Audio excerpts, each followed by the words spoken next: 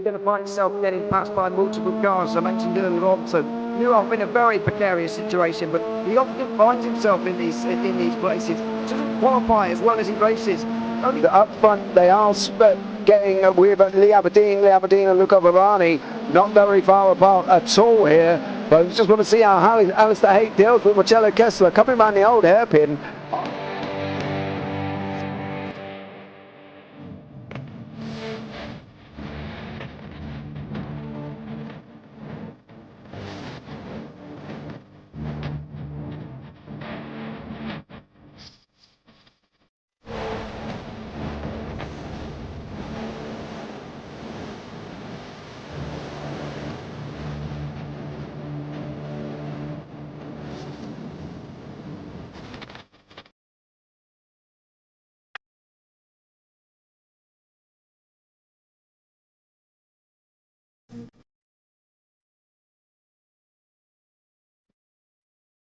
But I would say it's not the best decision they've ever made, just not having done that under the safety car, really. Yeah, they're taking their pit stop strategies from Ferrari lately, isn't it? What's going on? In turn one, just too much gas on them, too much feet on the out pedal, and unfortunately he's dropped him all the way down the order. But Philip Hammer is out in front by an 8.91 seconds.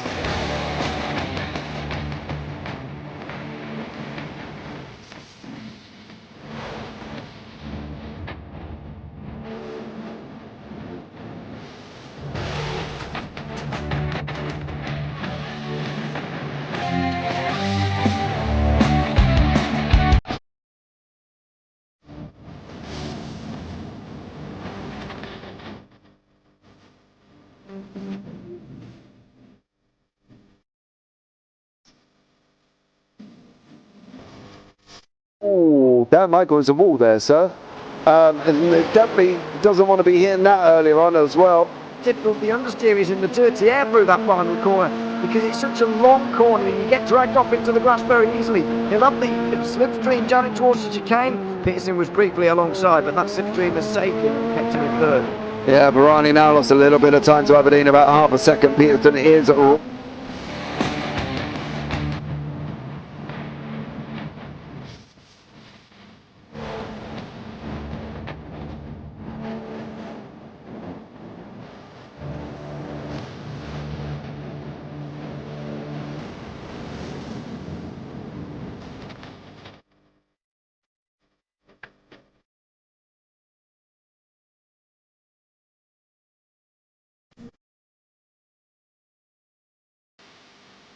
Pike's pushed more and fallen up ahead. He's got out of line. Is now Pike going to have a go at Werrell? Don't push him off. He's in the championship fight.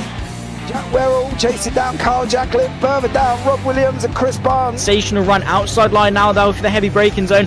Around the outside goes the Audi R8. Look how much Miller's come back into play. Exactly. Miller's just like trouble. He's left on second and change. All of a sudden, Miller's back in play.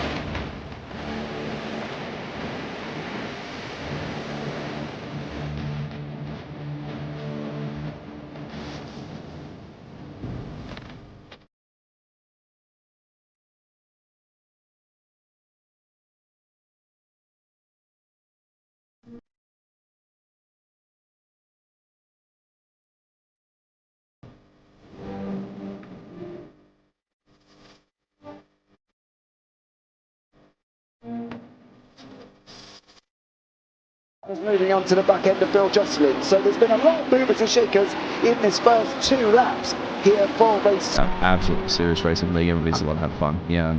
It's all about the entertainment. So I hope everybody is enjoying themselves out there in the chat. We know that Ron is enjoying himself watching the Burger King machines off into the grass a little bit there. Is that really bunching up now?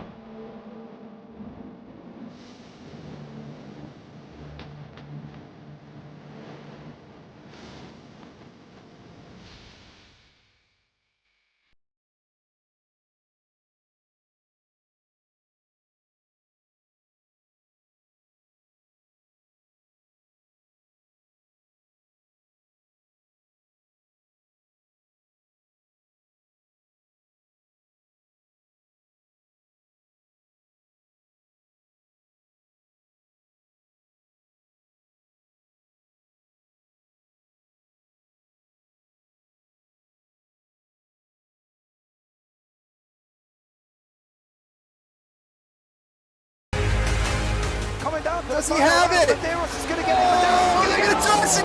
No, he got it. He's on the outside line though, going into the fastest corner on the circuit. Surely this can't work. Dominic Ligner has got a sensational run outside line now though for the heavy braking zone. Around the outside goes the Audi R8. Look how much Miller's caught back into play. Exactly. Miller's still such trouble. He's not on second and change. All of a sudden, Miller's back in play. Can Barry do it? Big Barry's going to do it. Big Barry!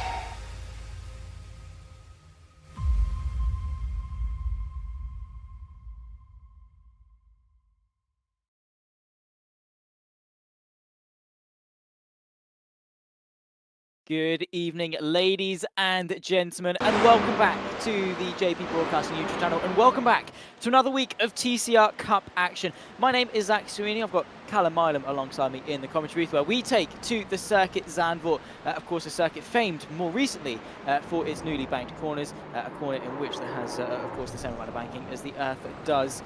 Circumference, of course, myself, Callum, of course, alongside me. We're going to be talking you through two races of action. Of course, one being reverse grid. We've got our qualifying session currently underway, and Callum, nice to have you alongside me, of course, and should be a lot of fun. Yeah, pleasure to be back on the JPB YouTube channel as always, and Zandvoort's a nice track, as you say. There is some curved corners in there, and it just adds that little bit of spice into league sessions and all kind of race sessions, no matter whether your vehicle's front wheel or rear wheel drive. Last time I raced a TCR was on this track, and I have to admit it was an incredible journey. There was some ups and downs for some drivers, but some good chances for some spectacular racing moments around here, especially if you get some people going side by side through any banking corners. It can get quite spicy.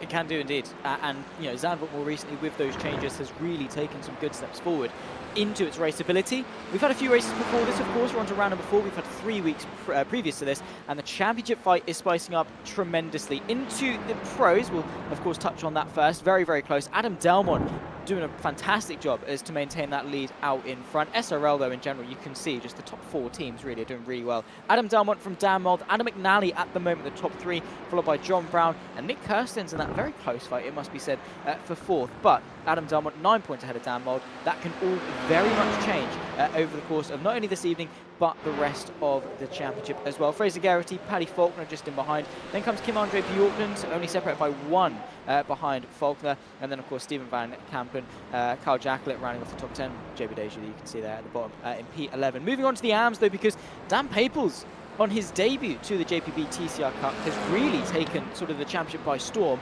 Great results in, of course, the new outfit that is the Simrace Sweden Esports Academy. He, at the moment, is leading the way. Was about 16 points clear of Kev Eilert, who himself is only 3 points clear of Cooper Akers in 3rd. Scott Malcolm only 5 points behind there, you can see in 4th, followed by Stuart Gibbons and Deck Crowther in a very close fight for 5th match, 59 points apiece. Chris Barnes, Gary McFarlane, 7 and 8, followed by Paolo Brem and Chris van der Linde at the top 10. Billy Mole, of course, you can see there in P11 as well, rounding off the top 11 in the AM Championship. So, of course, Callum, we've not got exactly, you know, championship leaders separated by 1 or 2 points apiece. But relatively speaking, when you look at them, you think, you know, 9 points, 16 points, it's really not a lot in a reverse grid 4-man championship. No, not a lot at all. Last time I watched a TCR event, they were going around the Redbull ring, and I have to say it was close racing. You know, you look at the points board, you see those that are leading, you see those that are a bit further down the table with the points. But when it comes to actually on track, these guys are, well, pretty much shoulder to shoulder the entire time. Points go out the window, and well, it's a bit like what's the best example I could give here? That one of my other things I like to watch is the football. It's a bit like the Championship in a way, which is where Norwich City are currently. You know, anything can happen, and anyone can come out on top or be, you know, at the bottom. So it is really sort of edge of your seat stuff, especially with the TCRs. You know how evenly matched they are, and with the driver level in this championship as well. There's certainly someone like me wouldn't be fighting very high at all. I'd be towards the back, but all these guys seem to be similar pace, and it puts up some fantastic shows. That's why we're in the commentary booth. It's because we're out on track. We get absolutely slaughtered. You can see at the moment the first couple of lap times being set in qualifying. Still got 9 minutes left to go, but Kim-Andre Bjorklund up there leading the way. It wasn't too long ago, actually. I was watching Kim-Andre Bjorklund race around Zandvoort. It was in some lovely GT4 machinery. He's driving very, very well, and of course representing Norway in multiple championships and against racing Norway in this one. At the moment, setting the benchmark pace, or at least was, until Dan Paples beat him, followed by championship leader in the pros, Adam Delmont, taking it to a 1:44.7. Qualifying, though, important, really important at some circuits, not so important necessarily at others.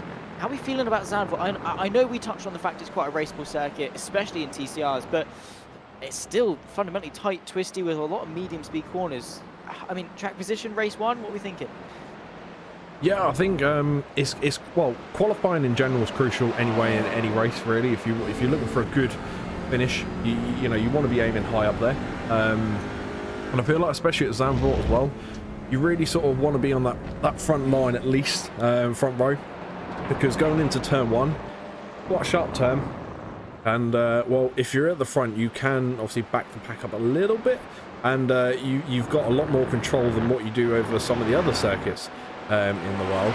So I feel like, for me personally, you want to be on that obviously front row. At the minute, Dan Mould and Delmont are fighting that out, only just over a tenth between the two. But I feel like, say Mould did come away with a P1 in the qualifying, he's going to have that advantage going into turn one.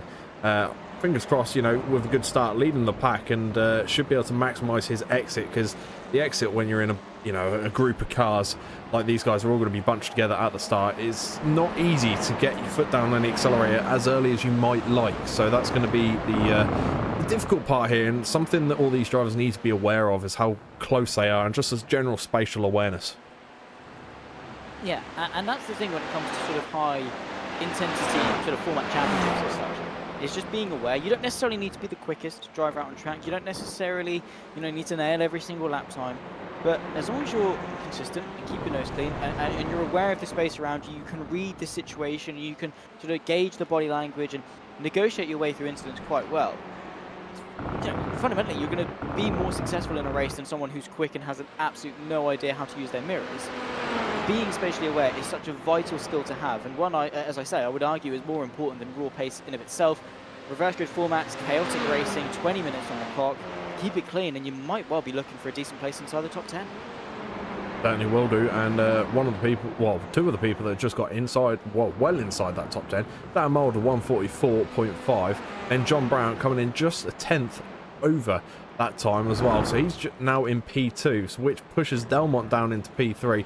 But the times are getting really close now, so in terms of getting into the top 10, you can definitely say that those guys have sort of solidified their position within that area, and obviously, I imagine they'll come away with the top 5 as well, looking at the times they're in at the minute. But we do have Dan Peebles currently out on track, obviously mentioned earlier as well.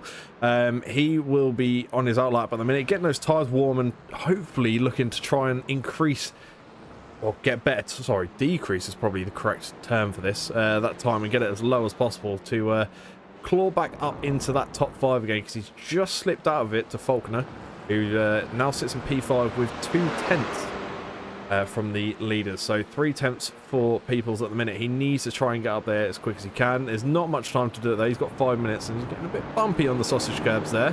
Obviously not everyone's a big fan of sausage curbs, but Zach, I'm kind of intrigued. What's your opinion on the mighty sausage curbs of the world? I mean, it depends on the context. In some scenarios it's not bad to have a mighty sausage, in others maybe at a circuit, maybe not the best thing. It definitely does discourage you from using them, though. That's the fundamental thing. That's what they're there for, is to say, this is the edge. This is the edge of the track, mate.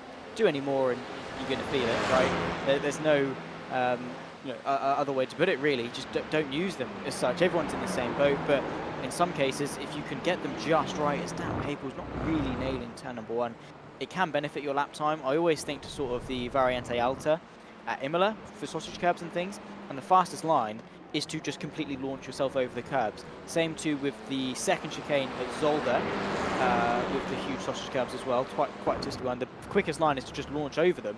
So you can use them, they are sort of there, and if you can exploit them to the best of your ability, then absolutely, but it's such a fine line of precision that If you get it just even marginally wrong, it can go very, very wrong for you, and not only your race, but obviously the race of those around you as well. Dan Paples, of course, his home race here today, wanting to extend that place in the championship, of course, extend his gap at the front.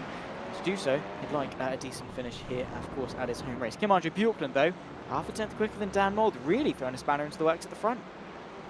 Yeah, he's really getting up there, and he's well, he's probably taken your advice maybe there with the sausage curve and gained the extra time via them. Who knows? But I have to admit, he's in my chosen TCR car.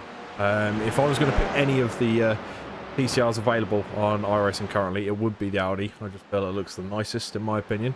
But it's nice to see an Audi leading the way from the Hyundais and whatnot. So yeah, it's quite nice to see there, but there's not much time in it between him and Mould, so those two are probably going to be shoulder to shoulder for the entire race. Probably a bit of argy-bargy here and there, a bit of bodywork sharing as well, a bit of paint sharing, and well, let's be honest, a bit of door-to-door bashing here and there is always a nice racing feeling. Let's be honest, it's all good being clean, but when you've got a bit of that argy-bargy going on, it's always nice.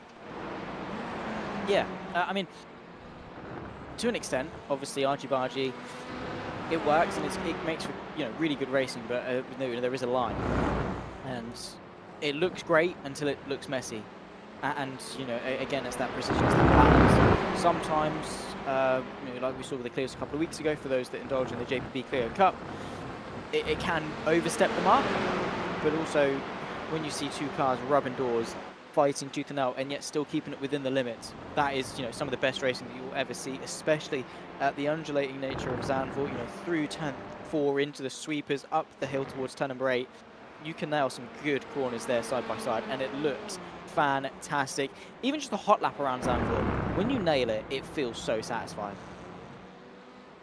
Yeah, 100%. And, well, when you start to really link corners up on this track and sort of get that momentum going, it feels fantastic. The car does feel a million times quicker. There are some tracks where, your momentum doesn't exactly have to be the highest, and you still feel quite quick. But around here, with the banked corners we just see, Gibbons coming out of the banked corner there on the final turn, it's really nice when you get that perfect line out of there, and you can really feel the speed of the car unleashing after a good exit. And again, on the entries, you can see a slight, only very slight on the turn 1 there, but there is a little bit of camber in the road. So it's always nice to be able to get that momentum going and keep it going throughout the track, and using all the curves and everything to your advantage. And well, when it comes to these kind of turns, that some people will be referring them to NASCAR turns. I've heard that before for Zandvoort, so they've got NASCAR corners.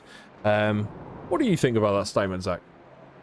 What do you mean NASCAR corner? What, the final one? Yeah, I've had some people say that the two heavily banked corners around Zandvoort are NASCAR corners. No. The final corner I can get to an extent. First of all, it's a right-hander, not left-hander. There's discrepancy number 1. I mean, I can see it because obviously I think the inclination is close to Daytona, maybe a little bit less. In terms of, raw angle, it does look quite banked, but turn 4, no, it's nothing to do with NASCAR. It's a completely different principle. I mean, yes, it's heavily banked, but you take completely different lines. It's a completely different dynamic of corner, and the fact it's a hairpin and it precedes, a fairly decent long run of flat-out sections. There's just it's not a NASCAR corner by any stretch of the imagination. No. Always my entertainment when I get you riled up in the booth. It's always great. It's true. I'm passionate. It's fine. It's like James Parfitt with Blue Flags, or the dimensions of the planets that we've lived on for so many years. Anyway, qualifying is up, done and dusted. We'll bring up the grid, of course, as soon as we can before we head our way into 20 minutes of racing action. There you can see from 4th downwards, of course. We've just got the top 3 to indulge in just a second. Can tell you for free, of course, it is Dan Mould that takes the front row of the field. 44.385 was the benchmark. Kim Andre Bjorklund will join him on row 1, ahead of championship leader Adam Delmont. Paddy Faulkner, great result for him up there on row 2, ahead of John Brown, who rounds off the top 5. Dan Paples, the fastest of the AMs and the home hero here at the Netherlands in 6th. Adam McNally, Carl Jackel at row 4. Stuart Gibbons and JB Deju, the top 10. Lapalo Brem, Nick Kirstens, row 6. Stephen Van Kampen, Billy Mole keep each other company on row 7, ahead of Cooper Akers, who rounds off the top 15. Chris van der Linde, there you can see in 16th, ahead of Fraser Geraghty, Kev Ayler, Gary McFarlane, and of course Deck Crowther, the top 20. And then a very lonely Chris Barnes, unfortunately, at the back of the field in P21. We're about to get ourselves up and under, and Callum, who's coming out on top? Good question. It's going to be a massive battle between Bjorklund and Mould here for the lead. But are we doing a rolling start? It would appear so, sir. Since when have we done rolling starts? I think there's a certain someone to blame for this, and they're not currently in the booth. Because we do appear to be having a formation lap. James? I don't know his middle name. Parfitt. What have you done? I don't know if this makes it better or worse, I'll be honest. I think there's going to be some interesting words in the interview room after the race. So I think the cool-down room is going to be used heavily tonight. Scott Malcolm doesn't race TCRs. Oh no! That's such a shame. Who else have we got that's quite passionate? Sort of in their interviews in here. Just having a look. No one really like kicks off. I feel like Dan Mould or John Brown would have a few words to say towards James Parfitt. Yeah, but they'll be nice about it. Dan Mould's not a horrible guy. Not to say that Scott Malcolm is, by the way. No, that's not what I'm saying. Please don't have me. Just in general, like, Dan Mould's like, I don't know, he seems too passive in the interview room. He'll probably be like, yeah, it's a bit weird that we had a rolling start. I don't think he'll kick off about it. I don't know. Either way, let us know your thoughts. What do we think about a rolling start here for the TCRs at Zandvoort? I mean, yeah, I don't know how I feel about it, I'll be honest. I mean, what we're going to have is cars up to speed going into turn 1, and we've got 21 cars that are going to be up to speed by the time they reach turn 1. That'll be something, I reckon. Yeah, certainly will be. Certainly will be. It looks like we've also had... the race hasn't started yet, and I'm sorry to do this, Deck, but... Oh, nice. Oh, nice. Oh, my good. Great reaction times from Chris whoever Barnes. that was. That's Chris from Barnes Chris at the back. It was just like, yeah, all right, just going to stop. I'm guessing, is that protest? I think that could be a bit of a tech issue by the looks of it, because I wouldn't imagine Mr. Crowther to drive up into the wall. So I think there could be a bit of a tech issue.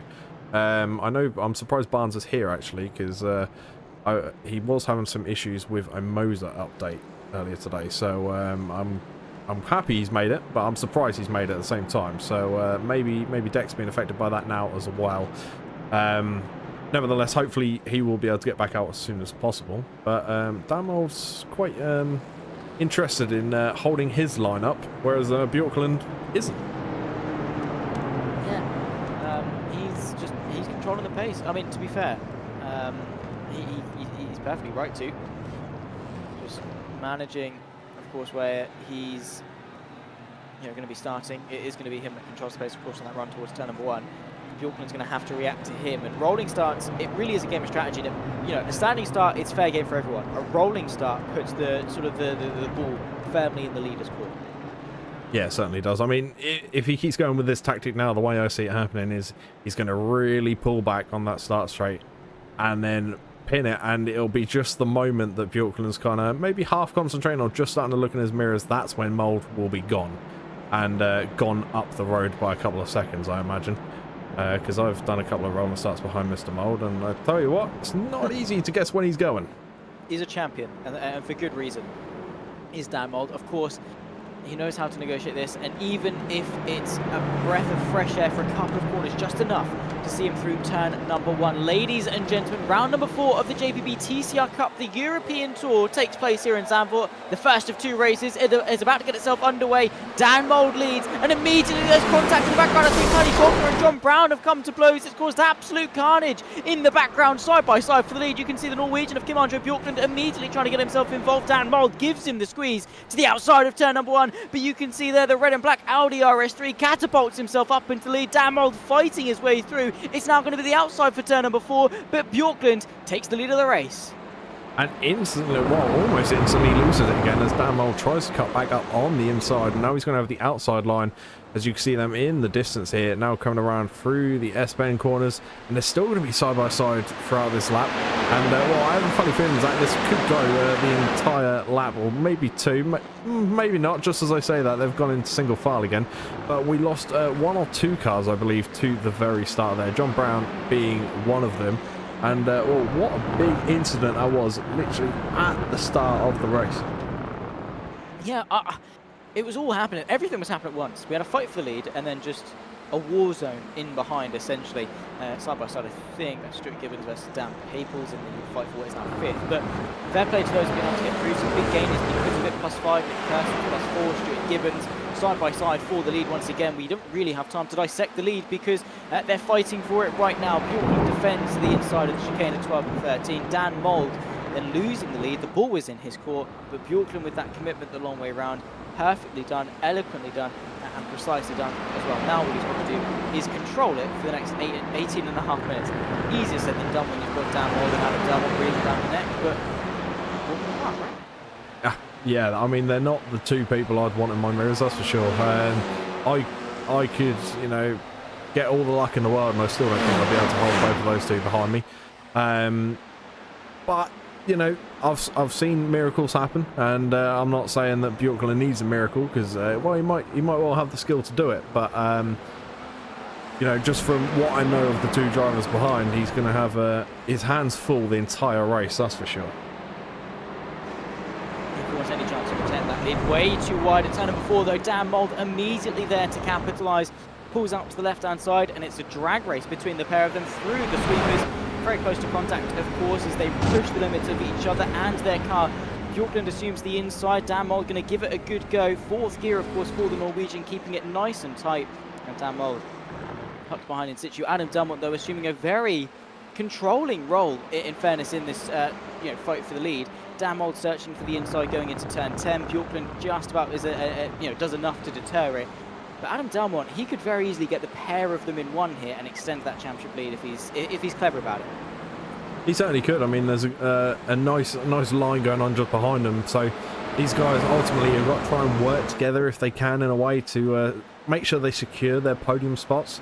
There's a second between Delmont and McNally at the minute, but you know, they kind of do need to, whilst battling it out as they are at the moment, as you can see a little bit of bumper to bumper contact there with Bjorklund and Mould, they need to try and pull away from this crowd as soon as they possibly can, because there's potentially a lot of positions to lose here and not so many to gain, because they're already in the top spots of this race. So they really do need to try and pull away as soon as they possibly can. And well, we still have 20 cars out on the race track at the moment. Nick Crowther being obviously a lap down due to that incident just before the race, and John Brown unfortunately involved at the incident at the start of the race. So John Brown hasn't come back out, so still 20 cars on track. Looks like someone Oh my spun. goodness me! Dan Mould has gone round. I am lost for words. Adam Delmont and Kim-Andre Bjorklund, of course, were battling it out for second while that was happening. Dan Mould completely caught me off guard. I don't know whether I wanted to say God or goodness for a moment there. He's recovered. He managed to hold the spin. He's in 4th place, but with a lot of work to do now, joining his SRL compatriots. But, of course, Bjorklund holding firm for that lead. Delmont seizing his opportunity, does not want to waste it at all in order to extend the championship lead. Outside line for turn number 8. Is he going to be able to get it done? Not on this occasion. So Bjorklund, it's his second lifeline as such in this race. 15 and a half minutes left to go. We can't talk about the past, Callum, because the present is always giving. Yes, exactly. I 100% agree. We've seen some incredible action so far as these two are going to go side by side once again for the lead. Delmont's really wanting to get in his nose up in it against Bjorklund at the moment, but Bjorklund is looking very solid in that Audi at the moment, representing the Audi drivers out there.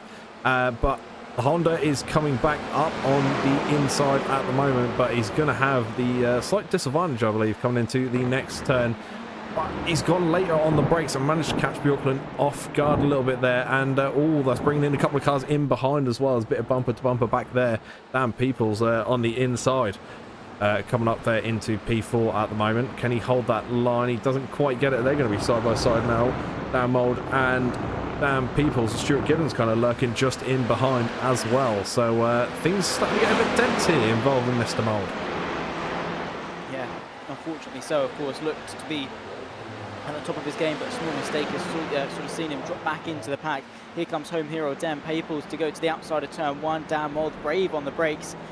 It's going to be Peoples that is the better of the two. Bit of contact on the exit as Mould, you can see there, forcing the gap back open, trying as best he can. The gap is somewhat there. There's contact, and Peoples is sent round. Front-wheel drive drifts to save it, of course, and easily done, pointing the right way. A ton of momentum lost though, and Dan Mould, desperate, I think, is the word for that.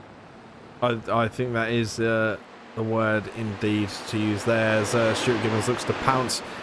Tries to get up into P4, takes a very wide line there out of that right-hander, which gives Mould the position back. But as long as he keeps on top of Mould, I wouldn't say the pressure's necessarily getting to Mould here, but I think the racing's just getting so tense and it's so close around this track. You know, these little things and these mistakes do happen.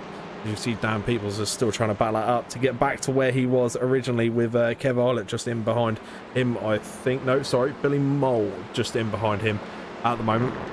I recognise the livery and I instantly thought of Eilert there, but yeah, Dan Mould's trying to get back to position he destined for, but at the minute he's not doing, you know, he's not making too much distance on these TCRs. But I've noticed they're very even in terms of driver's pace, and not only that, the pace of the car itself.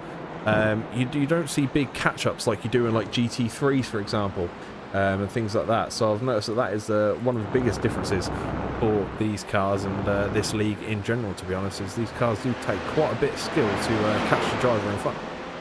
Yeah, and that's what I love about this championship, is because every race is different, right? I mean, yeah, Delmont and Mould have been really consistent at the front, but there's always surprises to be had. The AMs are so strong at competing amongst with the pros, and we get battles like this one as well. Paolo Brem to the left, biting here. Of course, you can see the black and the pink on the inside. That's of course JB Deju fighting with him. This is for 6th place. Stuart Gibbons just ahead. The person Stan Peoples trying to recover just in behind. Great racing between the pair of them. Paolo Brem pushed wide, has to assume the inside for turn 4 and take on a chunk of steering wheel. Tap and you can see it's caused a little bit of carnage in behind. Dan Peoples able to capitalise on it. Also there, you can see if he slide his way through. Also nicely done. Bit of contact though. I'm not sure who that was. It was Billy Mould, I think. Yeah, Billy Mould's gone around big time, and unfortunately had a heavy collision there with the wall. Went around a couple of times, and well, he's got a locked up back left wheel, and there's definitely an axle or two that's broken in that vehicle now. So unfortunately it looks like a trip to the pits. I'm not too sure about the quick repairs in this session either, so I imagine they would have one. So you might be able to get in and out fairly quickly and get that dusted off. So fingers crossed there for the driver as well. And Deck Crowder's starting to claw some time back. You know, we won't forget about old Deck. He is still out there, bless him. He's still going around, and he'll be hoping for this second race to have a better start. And fingers crossed, if it was a tech issue, that has been sorted out now. Fingers crossed. If it was a skill issue, then I don't know. But he's still doing that. Thankfully, I doubt it was a skill issue. And he can continue on fairly well. Still giving it 5th. Paolo Brem here for 7th. And 11 minutes left of this race. Adam McNally sitting the fast lap, overtaking very briefly. Dan Mould sets the fast lap of the race very quickly after that. 44.3, incredibly quick lap time. Paolo Brem fighting with JB Deju once again into turn number 1. Peoples takes the racing line, nips up the inside of his fellow Honda Civic, and now they're both the equal drag runs going into the sweeping section. Dan Peoples too confident, this is the line he can assume. Outside for turn 4, it is the better line. Paolo Brem sending it in deeply up, and they're so powerful in the exit of that corner. Yes, massive power advantage there, but I notice there's a bit of damage on Paolo's car at the minute, so I'm not too sure if that's having a major effect or not, but he does look to be losing a bit of pace from Dan now, who is like crawling away from him a little bit. You can see the time is slowly going up corner by corner. So whether that's just because he's got a bit more of an advantage on the toe or not, I'm not too sure. But I point more towards maybe the damage on the front of Paolo's car there, because he's had a couple of fender benders on both sides of the vehicle, so it's probably not doing any benefits whatsoever in that vehicle there. But Mr. Peoples, I'm not too sure if that was the optimum line or not, but it looks like Paolo's caught up a little bit, not by much though, but everything's starting to even out on the track at the moment, Zach. Yeah, ever so slightly. We're getting to that point in the race, aren't we, where things sort of just plateau ever so slightly, begin to calm down before potential start to rise again. If gaps are close, they rise back up again, and things can start to kick off of the race. Delmont and McNally assuming control after Damold's couple of precarious moments. Still in contention. I mean, what is that, only about 1.7-ish seconds covering the top four, so not much in it whatsoever. Any small mistakes between now and the checker flag could very quickly end in disaster, especially with Damold 44.6. They're 3 tenths quicker than the top two, and I think just over but 9 tenths quicker than Kim Andre Bjorklund ahead, so making some big roads in his recovery there, Damold. Yeah, he certainly is. He's having a fantastic comeback drive, and I have to admit, proud to say I've witnessed quite a few good comeback drives from Mr. Mould as well, so I'm sure he'll be adding this one to the collection. And someone who's having a bit of a comeback drive themselves is Mr. Dan Peoples here. He's managed to get past the car in P8, and I'll be honest, I'm not too good with pronunciation. We were talking about this just before the broadcast.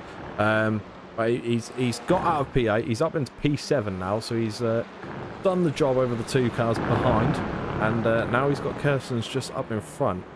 Not too far away though, 1.5 seconds up the road. He's got 8 minutes to try and claw something back, and with his pace over the last couple of laps, I think he's well in for a chance of doing that. Well, the best lap time set by, actually we'll get back to that in a second, Dan Mould on the outside of Kim Andre Bjorklund through the chicane. The Norwegian unfortunately losing his momentum that he had so much of at the start of this race. Dan Mould back onto the podium, making it of course an SRL 1, 2 and 3. Different contingents of SRL, but still under of course the same blanket term as such. They're in control of this race. Of course Dan Mould versus Delmont in that championship fight. Dan Mould can't really be affording to lose points, especially sort of as the season progresses. That gap could only get bigger and bigger. Delmont, he's in such a good position at the moment in the TCRs because he seems so confident, each race taking it as they come, his pace is good, and his situational awareness, like we spoke about in qualifying, has been sublime in this race. Made the most of the mistakes between Mould and Bjorklund for battling too hard, took the lead. Now him and McNally are able to stay in control. Yeah, 100%. Everyone's sort of having a good race, but I will say Dan Mould's obviously, his pace is exceptional. Clawing back up through the field. Delmont though is an absolute powerhouse. We've seen the good pace there. Bjorklund obviously had a bit of a stumble the last couple of laps, but I'm sure if he can get that momentum back up and clutch onto the back of Dan Mould, we could have a really tense battle here for the final few laps. Someone I do kind of want to bring up and mention them a little bit, because yes, all right, they may not be next to any cars right now, but Stuart Gibbons has had a good race as well so far, very consistent, and has been up amongst the top 5 the whole time.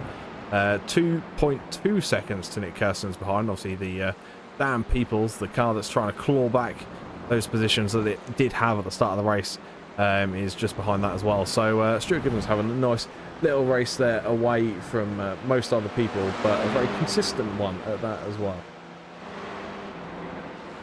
Been a good race for a couple of people, in fairness. Those that were able to negotiate the early lap carnage have been the biggest beneficiaries. A couple of people unfortunately getting some bad luck and spinning, having to slam on their brakes to avoid, picking up damage. So many different causes or consequences really of those opening laps. Kev Aylett searching for the gap on McFarlane, but no way through on this particular occasion. Of course, the 111 machine driving very well, and in fairness, a very strong driver at that. 5 minutes 45 left to go, and only a second covering the top 3. Of course, a championship battle on the line as well between a couple of them. McNally also not a million miles away, I don't think. No, he's not. He's on 83 points himself, still within 19 points of the championship. So, between the championship, top 3 in this race, 5 minutes left to go. Yeah, not long left in it at all. The 2 SRL boys are they're gonna go shoulder to shoulder, and also Well, oh, I thought they were going to go corner to corner then. I mean, we've already seen a bit of corner to corner work from Dan Mould and a few of the other drivers out there on track, and hopefully it doesn't end in tears and there's no major contact. But one of the people that were involved in the battle early on, Dan Peoples, has just moved up one position as well. We're going to keep focus on Mr. Mould and McNally, though. Can McNally hold the position against Mould? There's a bit of sliding going on there. I saw some of the marks left on the track here at Zandvoort. And Mould's going to try and get up the inside line, stick his nose up on the inside, side by side, now gets his nose in front on the exit, but has McNally got the speed overall? He does still have that P2 position. He's going to have the inside line now, the 478 machine. Yeah, fighting it out, of course, neither of them willing to give it up without too big of a battle. Dan Mould chucking the move back to the inside, takes, of course, the control at the corner. Take that second place for good measure as well. However, the gap to Delmont now 2 seconds thanks to their battling. Kim-Andre Bjorkman reeled back into contention as well through the final corner. For example, you can see the lean that those cars have got. It's remarkable how banked that corner is. Off the exit, through the pit straight. Are we going to see a counter-attack or a bit of momentary camaraderie to chase after Adam Delmont? Because neither of these two, I mean, as much as they're in their own individual fight for second, if they fight for second and Delmont wins, all they're going to be doing is opening up the gap in the championship even more and making Delmont even harder to catch. So surely, sort of at some point, obviously you've got a little bit more racing experience, definitely recently than I do. In a championship battle, do you have a momentary truce just to go and catch him? Yeah, you kind of want to be looking at the bigger picture. We're at round 4, so we're still early in the season, so there's still plenty of points to get, and ideally you want to keep things as close as you possibly can. Now, it's good and well us saying that in the booth, we're not behind the wheel of one of these vehicles. See, these guys are out there, they're racing, they've got their racing driver mindset on. The racing driver mindset, 9 times out of 10, most people, is going to be points, points, points. Get as much as you can. It's a case of a smash and grab. Just go out there and, you know, pedal to the metal the whole time. Get as many points as you can and walk away with a smile on your face. But when we're in the booth, you know, like we are at the minute, and we're able to take a more of a tactical view on it, yes, you know, you'd think the best thing is for these guys to almost try and work together to try and close the gap, not only on track to Delmont as well, but keep the points as close as they can. Because one, I mean, there's 2 benefits to this. One, it makes it very interesting for us at home, watching the season as it progresses, and then 2, obviously makes it very tense and makes some great racing on track as well when these guys are fighting out for the last couple of rounds.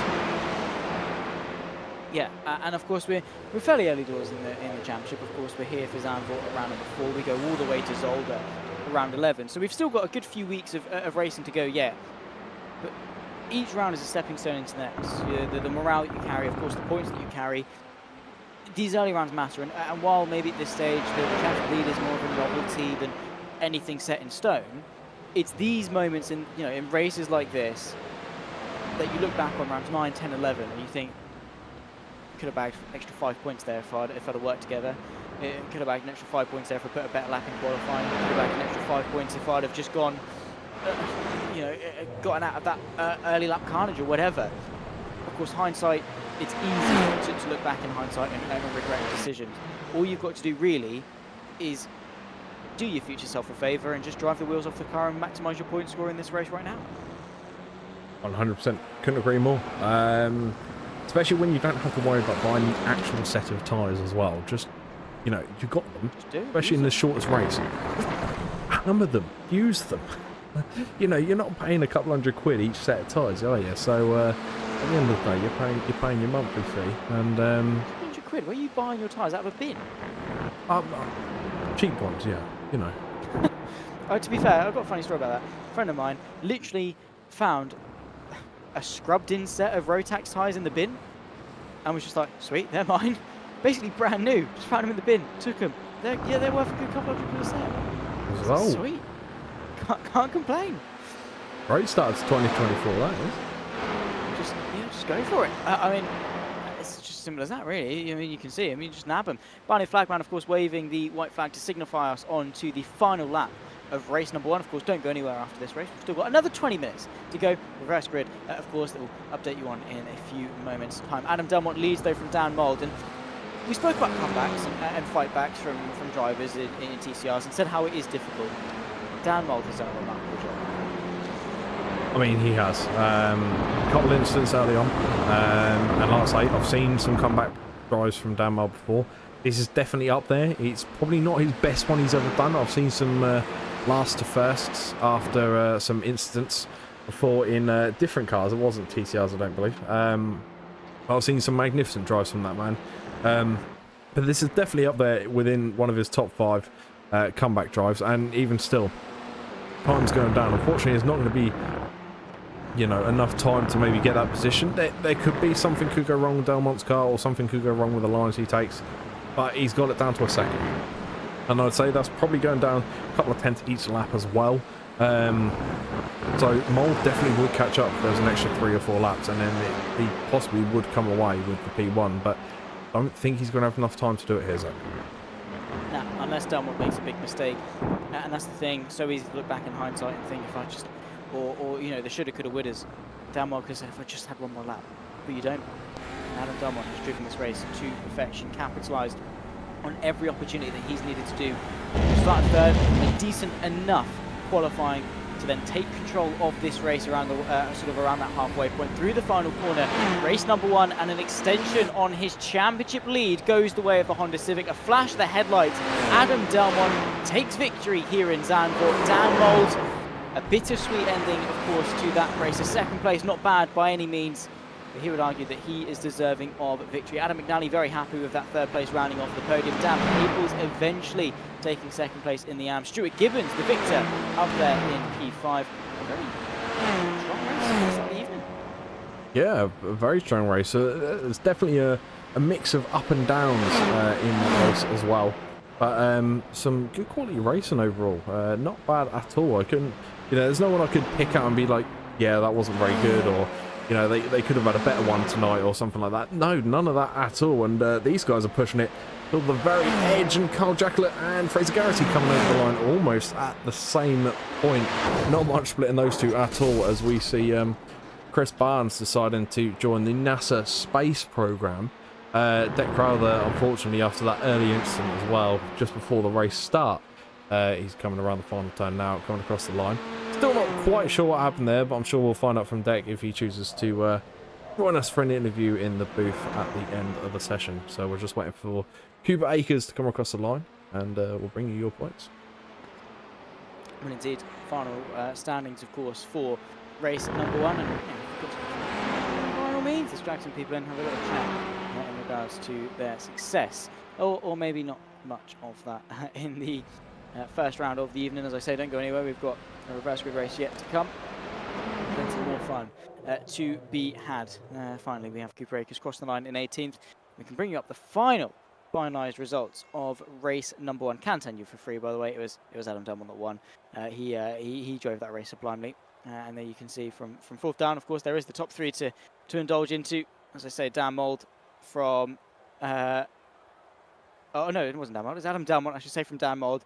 Then it was Adam McNally. Then, of course, we can catch up with the graphic. Kim Andre Bjorklund there in 4th, narrowly missing out, of course, after that superb front row start. Stuart Gibbons rounds off the top 5 and takes the win in the AMS ahead of Nick Kirstens. Dan Paples, JB Deju, Paolo Bremen, Stephen Van Kampen, the top 10. Good result for the Dutch drivers in this session. Of course, a lot of them making up the top 10.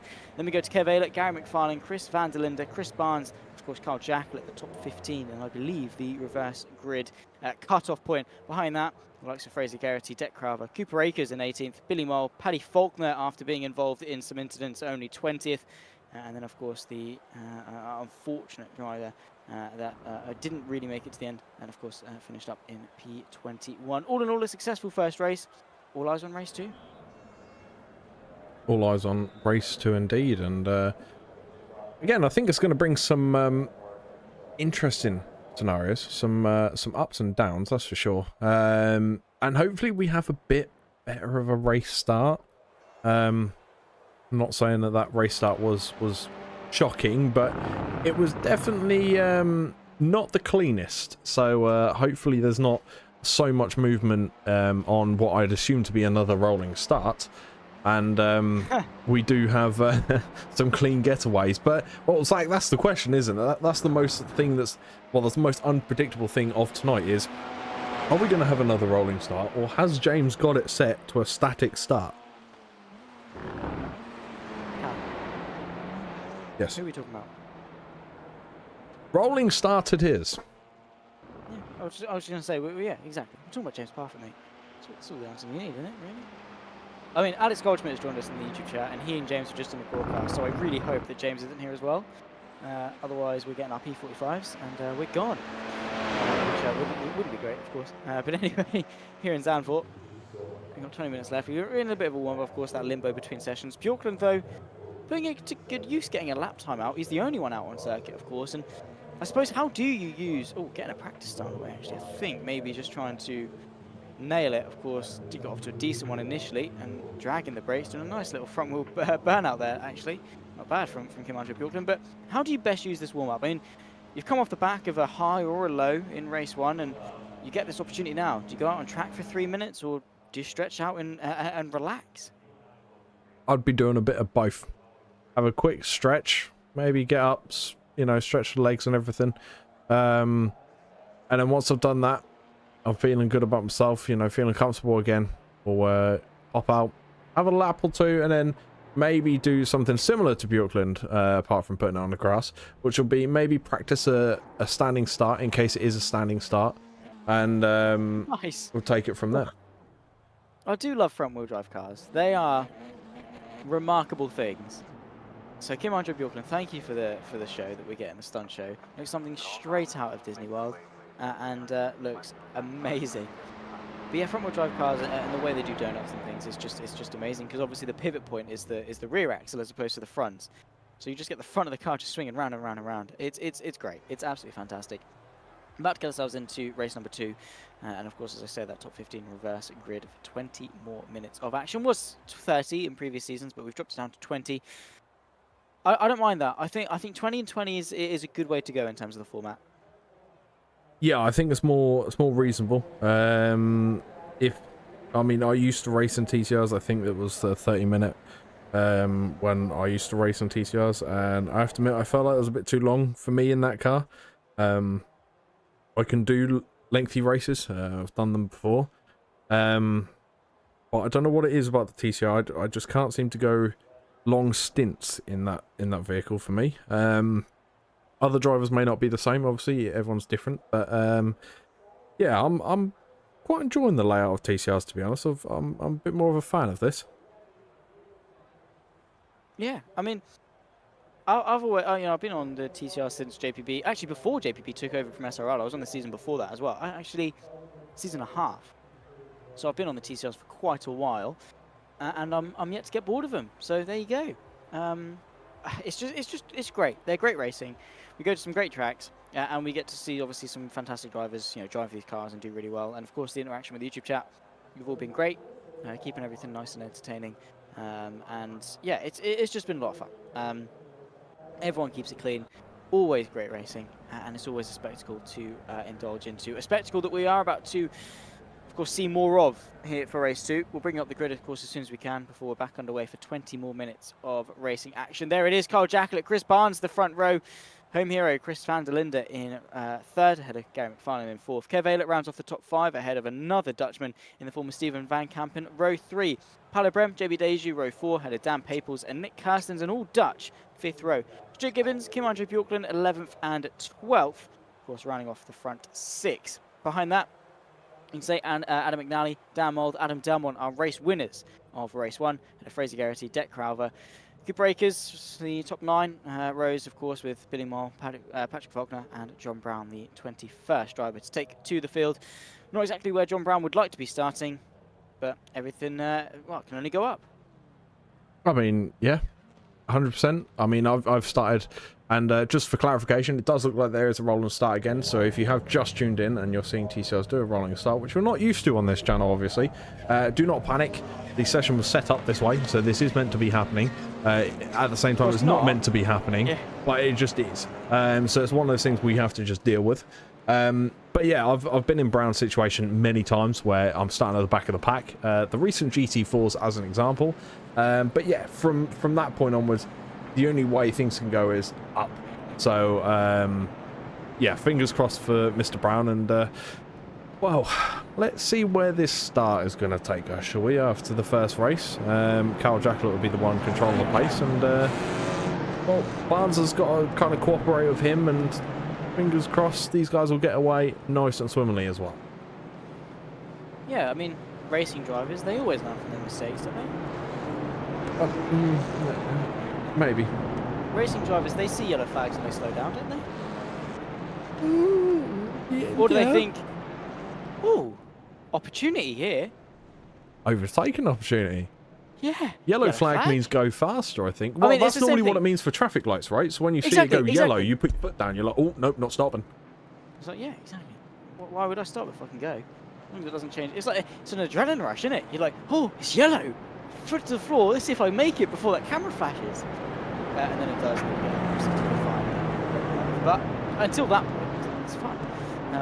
But yeah, basically, yellow flag, foot down, off you go. Have seen that go drastically wrong because sim racers don't like slowing down for yellow flags because they think, oh, well, no one else is going to slow down. I'm going to lose a position, so I can't slow down. So then they just go into blind situations completely flat out. And what I've seen before are cars that obviously, like Lightning McQueen with the dust everywhere, the smoke everywhere, and they floor it through, and then they very quickly find, you know, the front of a car. I've seen a GT3 car drive up over the top of an LMP and land on its roof, thanks to obviously sim racers not slowing down for yellow flags. It was at Road Atlanta. It was Apex Hunters United Endurance Championship, and that was a very fun race to watch and commentate on. It must be said, a while ago now, however, and plenty more, of course, instances of that happening since. But the most vivid one in my memory is just watching the Ferrari flip itself upside down. Carl Jacklett and Chris Barnes the front row. Are they going to be the winners, or are we going to see Dan Mould, McNally, Delmont fight their way through? That's a very good question. I mean, obviously they're sitting around P15 to P13. Those people in question. Can they get up? Yes, if they get a good start. But you've got to remember, you've got the consistent folk in there as well. Bjorklund. Yeah, all right, had a stumble here and there in race one, but still very consistent. Gibbons, also very consistent as well. But you got the pace of Chris Barnes and Jacklett, who aren't slow racers, though. So it's not going to be an easy job getting through the pack for these guys. But, I mean, we've seen Dan Mel technically do it in race one. Can he do it again? Well, we'll find out, of course. And overtaking can be done. We saw it in abundance over the course of race one, and we'll get to see it plentiful in race two. Sort of the whole idea really of race two is to encourage this overtaking. The iRacing safety car will peel off to the right hand side. Chris Barnes and Carl Jacklett will control the pace of this race. But of course it's a waiting game. You can see they're all bunching up together, taking a very different stance to what Dan Mould did in race one. Waiting for that pace car to pull over to the right, and it's all in the hands of Carl Jacklett, who basically put his foot to the floor exactly when he wants and send us underway for 20 more minutes of racing action. In Zandvoort, round 4 is back underway, and immediately there's carnage in the mid-pack. You can see it's just absolutely piling up here under Bjorklund. I think immediately involved. Kev Aylett dropping to the back of the field. There is John Brown taking a nice, slow, tentative start to this race. Carl Jacklett leads Chris Barnes, Kevin van der Linde there, Chris van der Linde I should say, joining him alongside in that fight for the final place on the podium. Dan Paples, Paolo Brem moving their way forward as well, 4th and 5th for the pair of them, up 3 and 4 places respectively as well. And we're only 4 corners into this race. Adam Delmont, Dan Mould, both of them getting themselves up into the top 10. And Mark Allen, I guess they didn't learn. They didn't at all. And no, it happened once again. Same scenario. 2 cars going off the track, off to the right hand side as we looked at it. And well, again, this time one of the cars that went into the wall bounced back on track, picking up a load of others as well, which is not good whatsoever. And it looks like Dan Mould is having a little bit of an issue back there down the pack, and looks like he just had a little bit of an off track. Just trying to find the man here, and he's fallen down a little bit. So he did get his car up a few positions, and he's gone back down to where he started basically. So more work to be done for Mr. Mould. plenty of race left to do it. It was Adam Delmont. Anyone who watches VOs or TCRs in general, you will know that that man soars in reverse grid race. I don't know what he does. It flicks a switch. And he's not necessarily a pushover in race 1 or sort of normal grid races as such, but he's not as aggressive. Whereas race 2, it's just you flick a switch and it's just like in Toy Story 3 when Buzz Lightyear goes into the Spanish mode. That's what Adam Delmont for race 2. His personality flips and he just drives so well. Not that he doesn't in race 1, but he just overtakes and spots gaps and goes from and commits so much better than even the likes of Dan Mould and Pete Newman and drivers of that caliber. Adam Delmont just goes. Opening moments of the race, and he'll go from 15th to 6th in the span of a lap and 2 corners, on the knocking on the door within 3.5 seconds of the race lead, eyeing up that move, of course, for 5th. Doesn't quite manage to get it as they're queuing up behind Stuart Gibbons, but all in all, I mean, Adam Delmont, he's got a lot of potential to potentially win this race as well. Yeah, he's well and truly up there. So he's just behind Stuart Gibbons at the moment. But we did have a car or two drop out just on that lap there. We have Kev Eilert, who is on the pit exit at the minute. We had Gary McFarlane, who I believe is now out of the pits, but he is a lap down, unfortunately. Kev Eilert still on the lead lap. Dick Crowler, unfortunately, not with us anymore. And same with Paolo Bremer as well. He's not with us now either. Dan Peoples, though, is still on track and trying to defend his line at the same time as Delmont's trying to attack Stuart Gibbons and gets the position done straight up behind Mr. Peoples. And Gibbons losing a couple of positions there on this lap. Not the best in the world, but he's one position down from where he finished in race 1, I believe. So he's not, he's not that bad in terms of points wise. This will be a very consistent taking if he can finish either 6th or higher, I'd say. Really, it'll be a quality night for Mr. Gibbons there. But these two fighting just in front is I'd imagine there's a little bit of difficulty here and there for him. Yeah, absolutely. You can see side by side Chris van der Linde moving over really more than anything. Doesn't really quite have the defensive straight line speed in order to keep that 4th place, but sends it deep on the brakes, and there you can see Chris van der Linde able to keep 5th place at the very least, but Stuart Gibbons giving the fight all the way through into 2, then the sweeper at 3. Very easy to get the car to sort of under rotate or even over rotate, like you saw there with of course Gibbons. He's going to lose 2 places potentially. In fact, actually goes the long way around of both cars in the form of Van Kampen and Paddy Faulkner, who's able to last a little bit longer than one corner in this race. Van Kampen there, tying up that move if he can on Van der Linde, but not quite close enough to get past the Sim Race Sweden Esports Academy car. Big snap of oversteer from the 35 machine, however, still enough to get the up and under. They're 3 wide on the exit momentarily. Yeah, very dodgy there going through that corner. I don't even think it was massive oversteer, to be honest. I think there was a little bit of contact between the Audi and Honda there of Van Kampen and Faulkner. I think there was a little bit of contact, not much, but enough to knock the steering off a little bit, because I did hear faintest bit of contact, I believe. But it's good to see that these two are still able to keep going and crack on with what they were doing. And the man who finished P5 in race 1 back up into P5 again. Still a massively consistent race for Gibbo there. Barnes, unfortunately, has dropped down 1 position to Dan Peoples, who's really on the charge for that P1 position. And that's one name that's kind of slipped under the radar a little bit. Obviously, race 1 had a decent race 1, a little bit of contact with Mould, and obviously knocked his way back down the grid, but slowly found his way back again. And now he's fighting for the lead in race 2. So a quality race start for Mr. Peoples there. Yeah, he's driven really well and wants to make the most of course that small bit of contact with Dan Mould in race 1 that set him back after initially leading the Alps. He wants to win the overall race, and that would be a great way to round off this evening, taking 2nd in the Alps in race 1 and potentially winning not only the Alps but also the outright. Huge points for the championship that he already has such a good grasp on. He's lost over the course of race 1. No, actually he didn't, because Kev Eilert didn't finish in front of him, so Dan Pape was still extended as such that championship lead. And is looking to do so again, of course making it more than the 16 points he came into this round with. 13 minutes left to go though, Adam Delmont 2.6 seconds behind. I think that's going to be the target on everyone's radar. Here comes Kim-Andre Bjorklund though in the fight for 11th. Yeah, it doesn't matter what position these guys are fighting over, there's battles going on all over the course. Every sort of moment of the race, to be honest. It doesn't matter whether it's first second, the last second, or sort of slap bang in the middle. There's always some kind of battle or fight going on with these TCRs, because I mentioned earlier how tight they were on pace, and it is basically purely down to the driver's skill level. But it's not easy to play the catch-up game, so when these guys are near each other, they're probably going to be near each other for the rest of the race unless they have any drastic mistakes, which we could be seeing here soon, considering this pack of what was 3 is turning into 4, nearly 5 cars now. So things going to get a little bit hairy, I imagine, between these guys. Yeah, I think so, especially as the tension starts to the rest of the race. Van der Linde a long way round through the heavily banked final corner. Right on board with Kim-Andre Bjorklund looking back.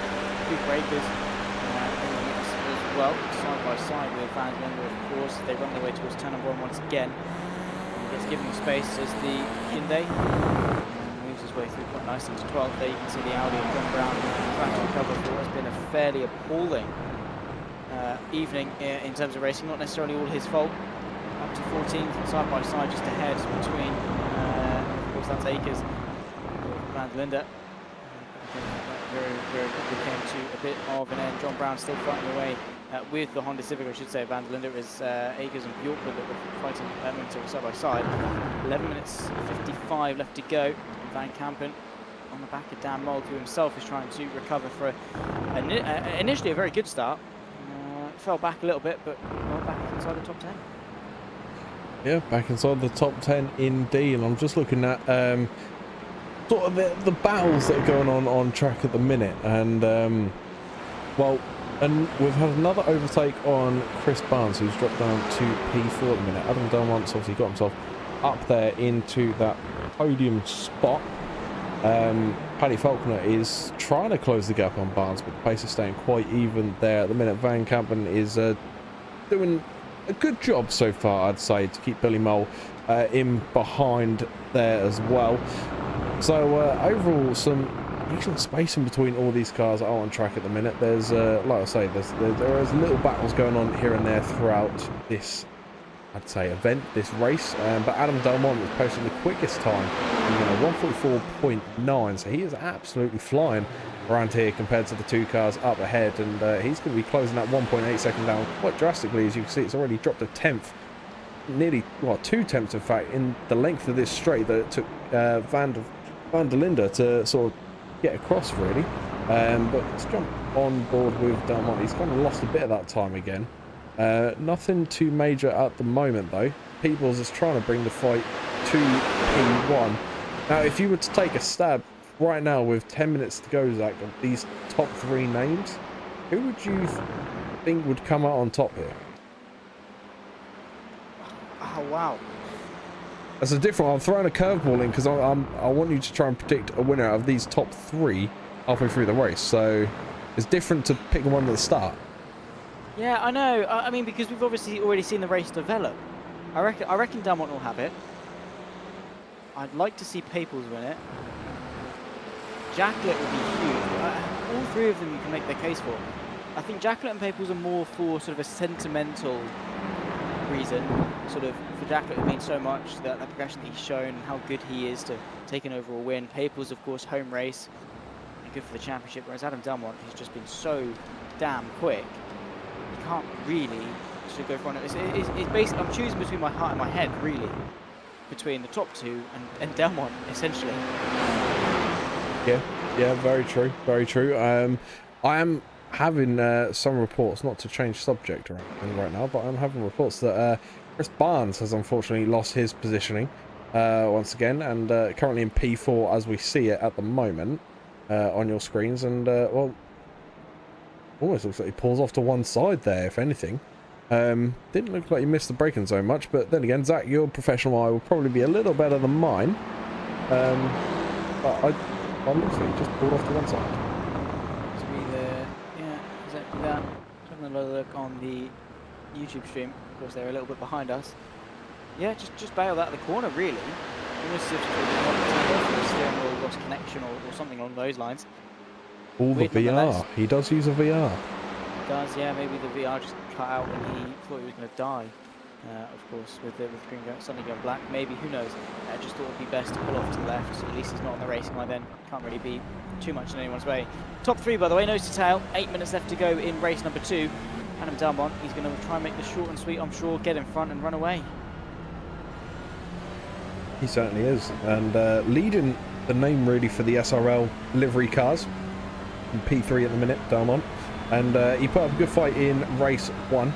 And I'd argue so did Peoples. Unfortunately, he had coming together with Mr. Mould. But he's capitalising on that now. He hasn't had that issue this early, or at all really, in race 2. And he's got 7 minutes to try and get the job done on Jacqueline and try and keep Delmont at bay. And that's not going to be easy around this track. But I'd say if there's anyone that knows this track well, I'd be saying it's, well, there'll be a handful of drivers out there tonight, but I'd say Peoples is probably one of them who's going to sort of have this track probably down to a T as he tries to take the outside line. We've got quite a nice view actually here, and there's a bit of contact there with Jacqueline, but Jacqueline is able to keep it and gives one back, gives like a little nudge back for as a little thank you present, I think we'll call it, as Dan Peoples falls back into P2 and now has to try and fend off Carl Jacqueline. Gets his nose back into P1 temporarily. More contact between the top 2. Yeah, there is. Peoples now is going to have a big task on his hand in order to defend that second place, because Delmont sees the opportunity, flash the headlights from the SRL driver, maybe in a showcase of cruise, maybe to distract and see what he's going to do into the fast right hander. Nothing much.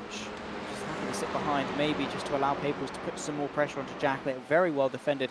Great respect given between, of course, the top 2 drivers. Delmont now making up the rear end of this train. They've got to be careful though, because Paddy Faulkner's only 2.5 seconds behind. There's the move potentially from Delmont, looking to the inside of turn number 10. Takes the apex, but doesn't quite take the position. Peoples the long way round, maintains it, and of course all they're doing is favours to Carl Jacqueline if he's able to maximise their time spent battling. Yeah, there's not much splitting them at all, and what they've got to be careful of though is obviously they're fighting for P2 currently. As Delmont does get his nose in front, but has the outside line. Does he take the advantage? Yes, he does kind of still have it. There's corner to corner. There's massive contact between the 2, and Delmont is round, and even more contact from cars behind as well. That brings Dan Mould into the action. He's now up into P4, so Mould is making a comeback drive once again in race 2. But again, does he have enough time? 5 minutes on the clock, but massive contact. Delmont, unfortunately, a crucial part of the race, really. Very much so.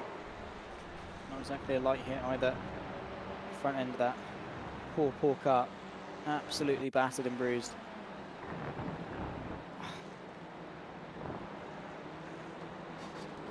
Wasn't that big of a contact. Where can you attribute the blame though? Because I genuinely don't know. Both of them had the right to be there.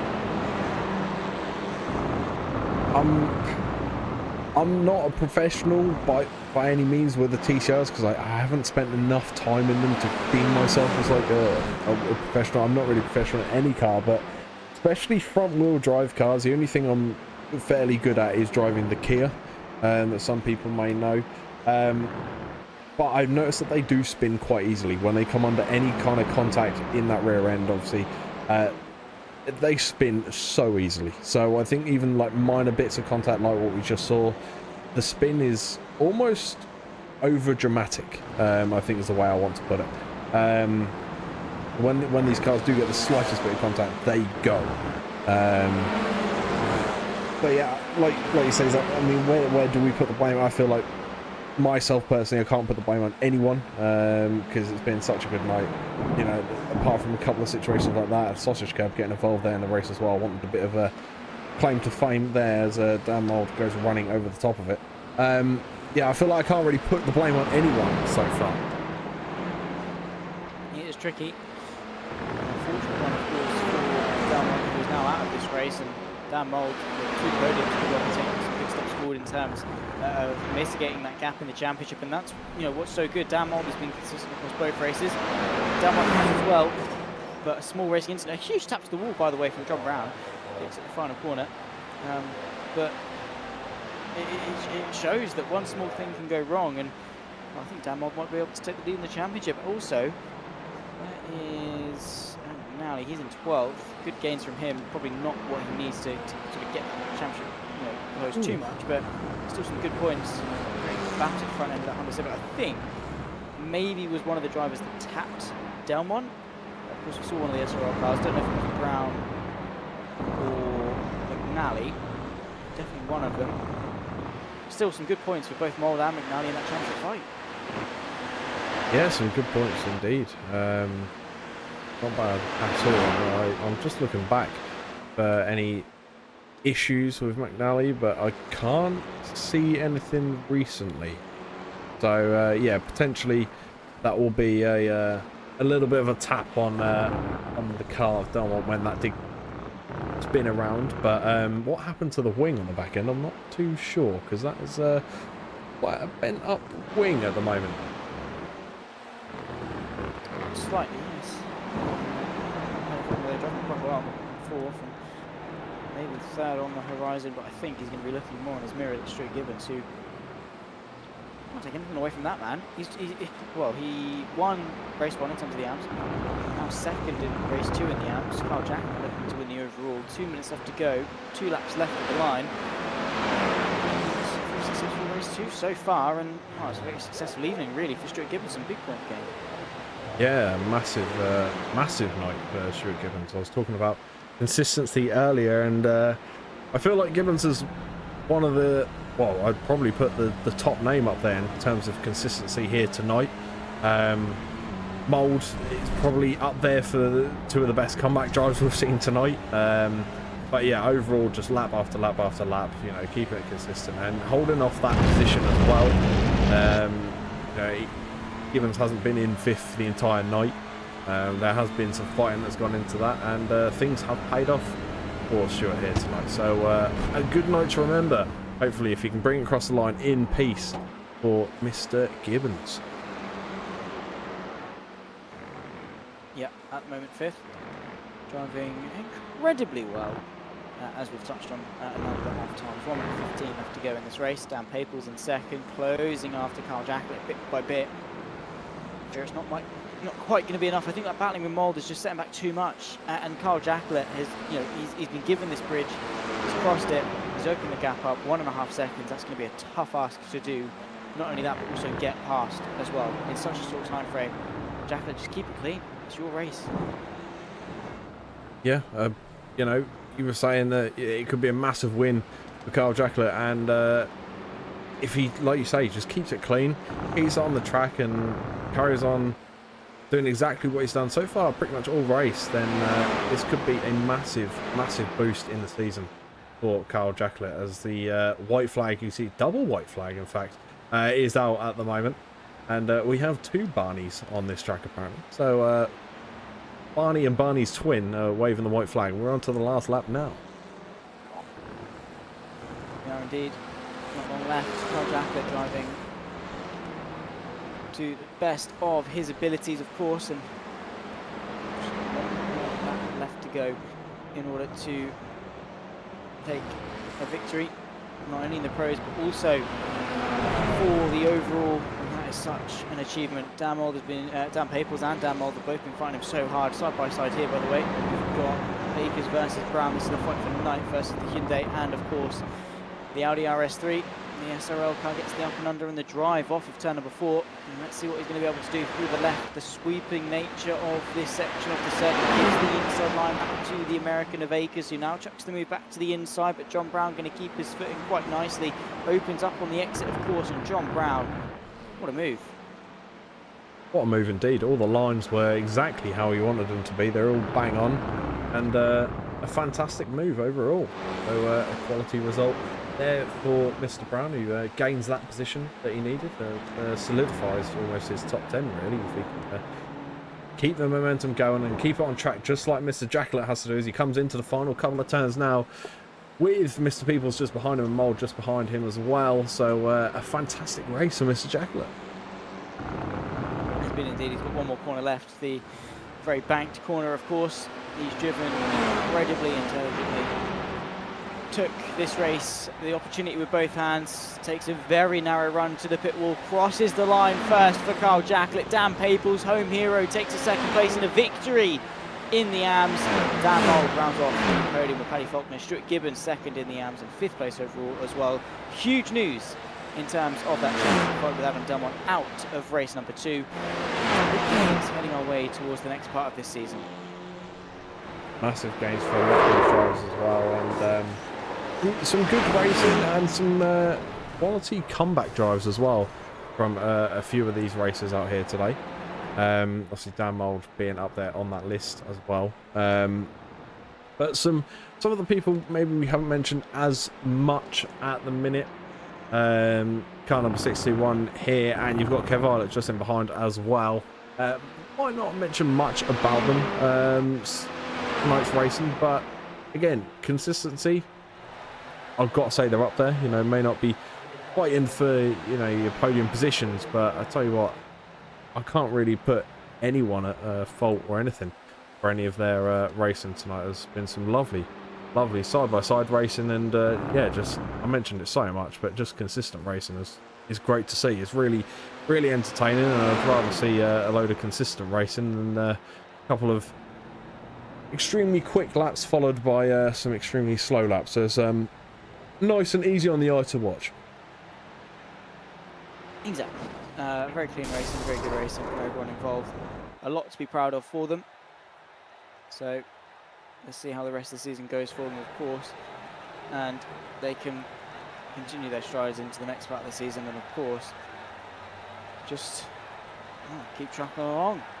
There's the winners and the results for race 2 here at Zandvoort. Carl Jacklett, Dan Paples, Dan Mould, the podium. Big results for all three in terms of their championships and their morale. Paddy Faulkner, Stuart Gibbons 4 and 5 ahead of Stephen Van Camp, and Billy Mole 6 and 7. Billy Mole, of course, doing a really good job rounding off that podium. Fraser Geraghty, John Brown, Cooper Akers in the end was the one to fall victim to John Brown and complete the top 10. Kim Andre Bjorklund, a slow start for him, of course, involved in a bit of an earlier incident in 11th. Adam McNally, good points. Bit of a beaten front end, though, in the end of things. Chris van der Linde in 13th, Nick Kirstens and JB Deju, the top 15. But a Kev Aylett, Paolo Bremen 16th and 17th. Gary McFarlane, Adam Delmont, Chris Barnes, the top 20. And then, of course, Adam Delmont not making it to the line. Noel, too, did Chris Barnes in behind after issues for themselves. How about to have a chat, though, with, of course, actually, no, we're not, because I can't drag him. I'm sure Callum can. So maybe we can get Dan Paples in the near future. Hopefully, of course, have a bit of word with him, because it would be nice to see, obviously, what he's like. And you know what his feelings are. Of course, we know what he's like. He's horrible. He's fine. He's absolutely fine. Dan Paples is a lovely guy. Oh, fantastic commentator. Believe it or not, I can't either. So why don't we go join him? Yeah, we could do that. Actually, that's not a bad idea. Good plan. Good thinking. So, Dan, funny story. We're going to come to you, mate, because basically what's happened, we can't drag you into the broadcast booth because, well, similar to sort of the rolling starts, James doesn't give us the platform to do that either. So, hello everyone. This is a very spacious interview room. We'll get to you all in just a second. We'll start with Dan, though. Wow, not bad. Yeah, not bad, but yeah, I wanted more. Wanted more. I suppose race 1 didn't quite go your way. I'm sure you wanted the win for race 2 as well, but home race, good points, surely. Yeah. I mean, the chance was there now that the guys that are usually ahead of me started a little bit further back.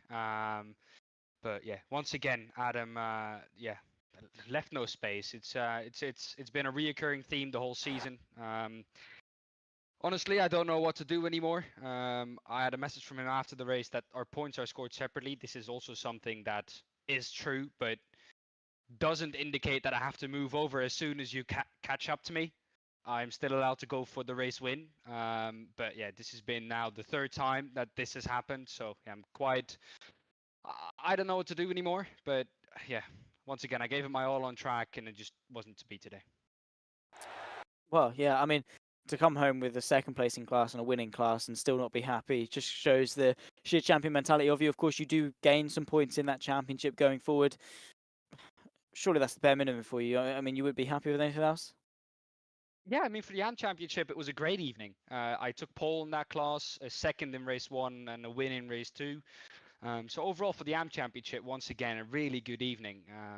But yeah, I guess everyone understands that at your home Grand Prix, you just want that little bit more. You just want that win. And I could get it today, but I didn't. And I do also have myself to thank for that. I could have practiced that hour more, but yeah, it is what it is, really. Has happened. Moving on to next week. Speaking of course, we head our way to the Hungaroring. Kind of in some ways similar to Zandvoort in terms of obviously being quite tight in places. How you feeling? Of course, we going for the overall win? Yeah, I think so. Great. I don't think your mentality should change from race to race. Of course, you want that little bit more when you're at your home Grand Prix. But once again, going for the overall win, trying my absolute best. And once again, like this track, it's super difficult to overtake. So yeah, let's see how that one's gonna go. Of course, thank you for joining us, Dan. And before we let you go, any shout outs you want to give to the YouTube chat? Yes, I want to give my shout out to the Round Earthers. I heard that James has a podcast now, and they were talking about flat Earth, round Earth. I don't know. Go and check it out, anyways. So shout out to my Round Earthers. See, you know what?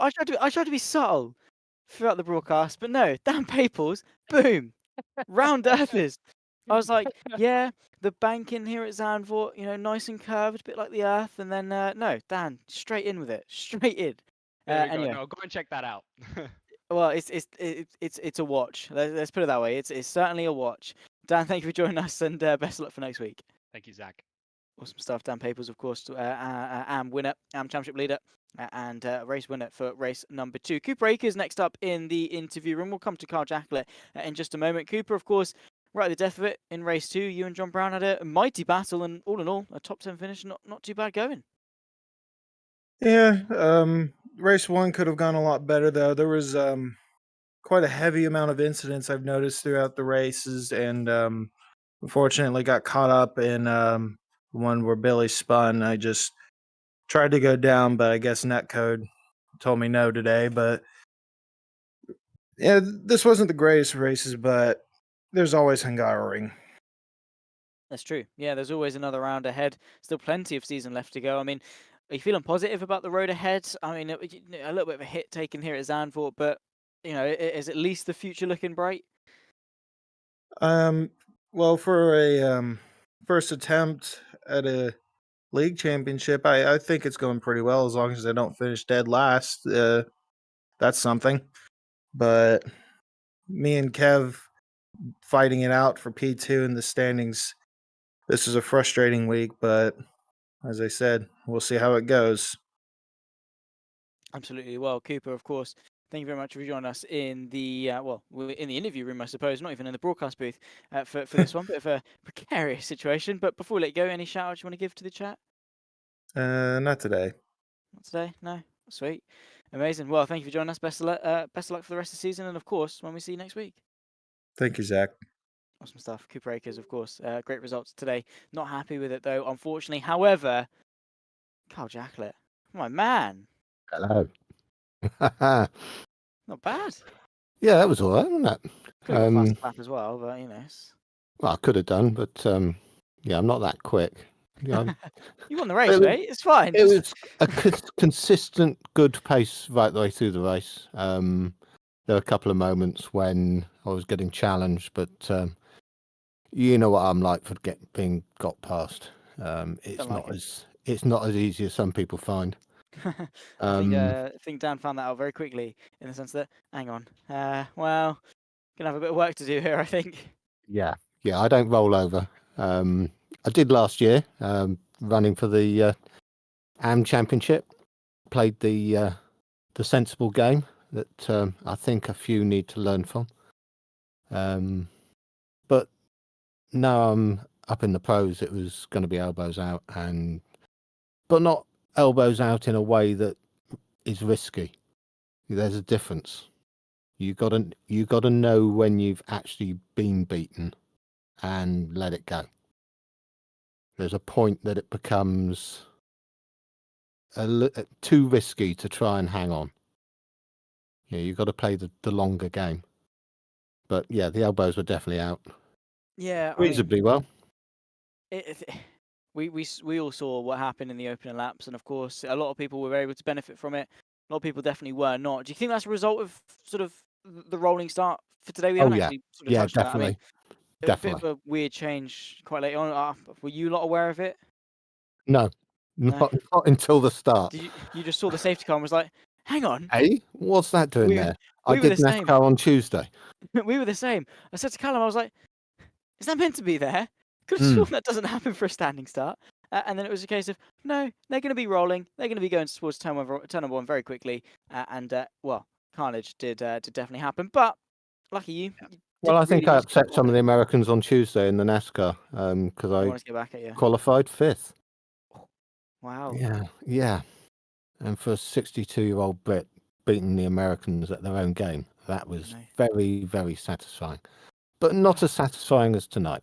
No, definitely not. Yeah. I'm sure you will definitely hold. First season as a pro, and I've got my first win under the belt. What more can Beautiful. you ask? Still plenty more of the season to come as well for more Hmm. highs, of course, as well. Just talking about the rest of the season. Looking good. I mean, Zandvoort, you've peaked. Are you going to be able to ride this high? Well, I like the Hungaroring. It's quite a technical track. I've generally gone quite well there in the past, but I think I might not be there. I've got to check my diary. There's a couple more weeks I'm not going to be around for, so that might be one of them. I need to check. Well, best of luck for you for the rest of the season, of course. I'm sure there are going to be definitely more highs to come. Before we let you go, any shout outs you want to give to the YouTube chat? Yeah, I'm going to give a shout out to photomedia.uk, my sponsor. Awesome stuff, Carl. Thank you very much for joining us. Take care, and we'll see you in a week. Yeah, we'll see Maybe. you soon. Yeah, definitely. Awesome stuff. Thank you very much, Carl. Congrats on the win once again. And of course, he drove a perfect race as such. Callum, interviews done and dusted. Another week in the books, and a very successful one at that.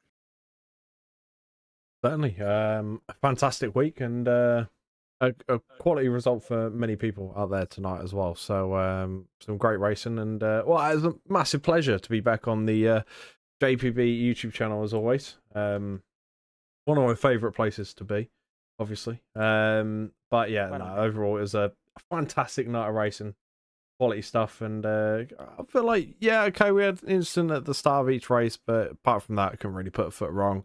Yeah, it was overall fantastic stuff this evening. Yeah, cannot complain with it whatsoever. Of course, we have ticked off another round in our trip around Europe. Of course, season 1 of the JPB stuff took us a little bit of a UK tour. We dabbled in some of the club style circuits. Last season, we took to the US, and well, this season we get to cross the continent in the form of Europe. We go to so many different circuits over the course of the next few weeks. You can see there, Zandvoort, round 4.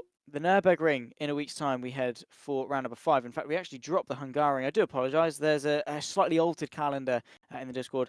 The Nurburgring for round number 5. Motorland to Aragon. Of course, the outer layout a week after that for round number 6. Monza there for 7.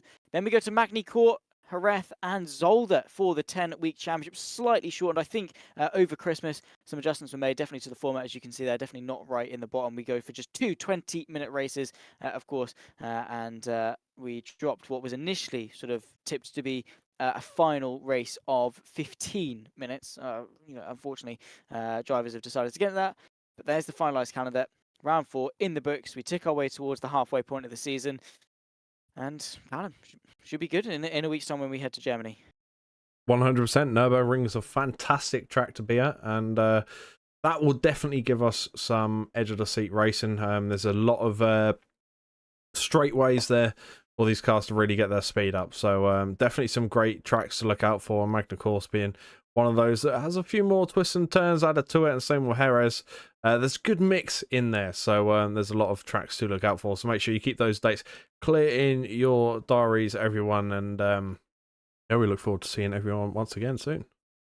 Absolutely. Well, ladies and gentlemen, unfortunately, we are going to have to end the action at some point. It's been myself, Zach Sweeney, Callum Milam, alongside me in the commentary booth for another round of the JPB TCR Euro Sprint Cup. Of course, we continue our voyage around Europe. It's been a pleasure to bring you all of the action, 2 action-packed races here in Zandvoort. As we say, in a week's time on the 2nd of February, we head to Germany, we head to the Nurburgring for 2 more fun races to come in the ever-expanding saga that is this championship battle. In the meantime, take care and a very warm goodbye.